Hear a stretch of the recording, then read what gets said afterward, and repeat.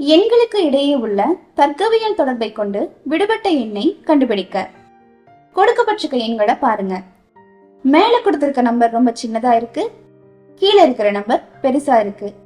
அப்போ நம்ம கூட்டல் அல்லது பெருக்கல் செயலியை பயன்படுத்தி விடை கொண்டு வந்துடலாம்.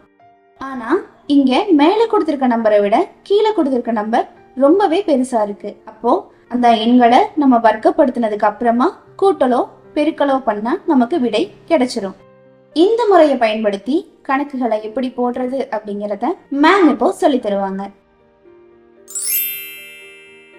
முதல் படத்துல பாருங்க, மொத்தம் 3 எண்கள் இருக்கு. இதுல 9, 7 இந்த 2 எண்களை பயன்படுத்தி 130 உருவாக்க நம்ம முயற்சி பண்ணலாம்.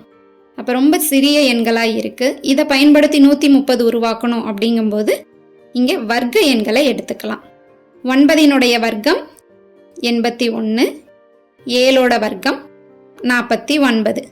இப்ப இதை கூட்டி பாருங்க, 130 கிடைக்குதா? இப்ப இதே அமைப்பு இரண்டாவது படத்துக்கும் பொருந்துமானு பார்க்கலாம். 10 வர்க்கம் 100, 13 வர்க்கம் 169. இதை கூட்டுனா 269. சரியா அமைஞ்சிருக்கா? அப்ப இதே அமைப்பு விடுபட்ட எண்ணுக்கும் பயன்படுத்திருங்க. 15 வர்க்கம் 225, 12 வர்க்கம் 144. இந்த 2 எண்களை கூட்டுங்க, 369. அப்ப சரியான பதில் ஆப்ஷன் சி, 369.